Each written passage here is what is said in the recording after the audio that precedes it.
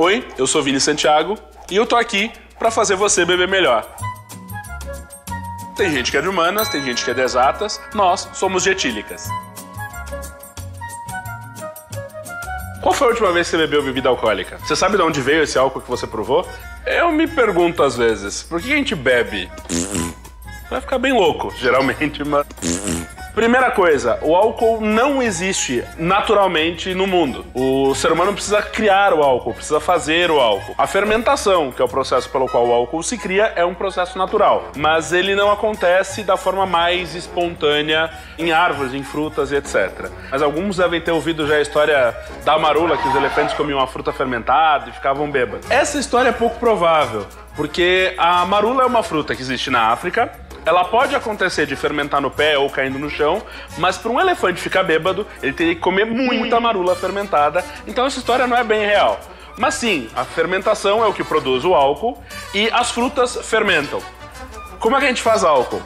A gente precisa partir de açúcar. O álcool é uma substância, o etanol principalmente, que o ser humano começou a processar alguns milhares de anos atrás. Ele vem de qualquer substância que tenha açúcar na natureza. As mais fáceis, as primeiras que foram usadas, provavelmente foram o mel e as frutas. Os fermentos, as leveduras, são micro-organismos que estão no ambiente. Então agora, no chão da tua casa, no ar, no teto, tem levedura. Essas leveduras têm melhores e piores e o ser humano ao longo do tempo foi selecionando as que fermentavam melhor as suas bebidas e os seus alimentos. A mais utilizada pela indústria de bebidas hoje é a Saccharomyces cerevisiae, que é usada para fazer cerveja, é usada para fazer vinho e também é usada para fazer pão. A partir disso, a gente teve as primeiras bebidas fermentadas. As principais hoje no mundo são a cerveja, o vinho e o saquê. Espumantes também são fermentados, tem pulque, que é feito de uma seiva, que também é fermentado. Essas bebidas fermentadas vão ter um teor alcoólico relativamente baixo. Geralmente uma bebida fermentada vai ter de 3 a 20% de álcool, porque é até onde a levedura consegue transformar açúcar em álcool. Depois disso, o teor alcoólico é muito alto, às vezes o açúcar é muito alto também, e essa fermentação é interrompida.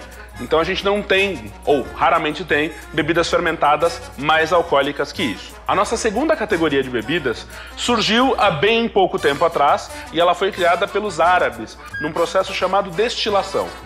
Na destilação, eu vou separar o álcool das bebidas fermentadas, o etanol, das outras substâncias, principalmente da água, através da evaporação.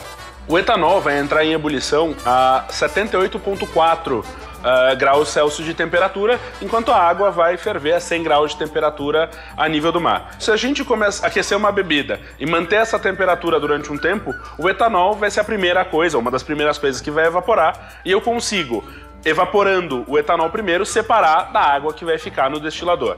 Tem várias formas de fazer destilação e tem várias formas de tratar essas bebidas depois, mas esse processo vai gerar algumas das principais bebidas fortes do mundo. Então a gente tem aqui como exemplo uma vodka, nós temos rum, uísque, gin e pisco. Então, várias origens. A vodka geralmente é feita de cereais, nós temos o rum, que é feito de cana-de-açúcar, o uísque, que é feito de grãos, o gin, que é álcool neutro de várias origens com zimbro, e nós temos o pisco, que é um destilado feito a partir de uva. Então, nós temos essas bebidas que são mais alcoólicas, mais fortes e deixam a gente bêbado bem mais rápido. Na sequência, a gente tem uma outra categoria de bebidas, que são as chamadas aromatizadas.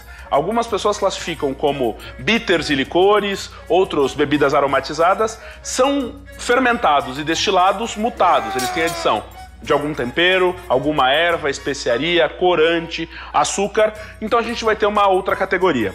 Aqui entram licores, então eu tenho aqui um licor de cacto, por exemplo, Campari, que é um bitter. Nós temos um vermute, que é um vinho mutado, é um vinho aromatizado, e nós temos licores feitos de uísque, por exemplo, ou outras bebidas.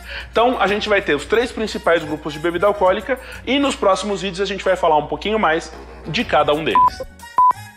Por que o ser humano continuou fazendo bebida alcoólica depois que ele provou a primeira vez? Primeiro, porque é bom pra caramba. E principalmente porque dá baratinho. Se não desse baratinho, ninguém fazia álcool.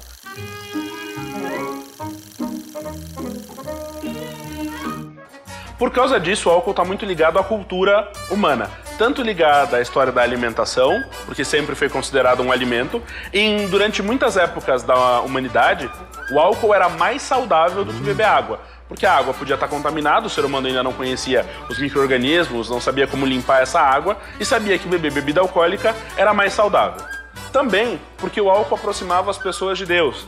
Por causa disso, muitas das religiões do mundo usam álcool como bebida nas suas celebrações. Um exemplo tradicional e bem próximo de nós é o catolicismo, que celebra a Eucaristia com vinho. E esse vinho é alcoólico. Uma dica boa para quem quer aprender um pouco mais sobre a influência do álcool na humanidade é ler um livro chamado A História do Mundo em 6 Copos. Ele conta a história da humanidade através de 6 bebidas. 3 são alcoólicas e 3 têm cafeína. 3 relaxam e 3 estimulam. E aí vocês leem o livro e sabem como é que funciona essa história. É isso aí, galera. Se você gostou desse vídeo, curta nosso canal, compartilhe esse vídeo e entre nos comentários dando sugestões de bebidas, coquetéis, coisas que você gostaria de aprender sobre o mundo das etílicas.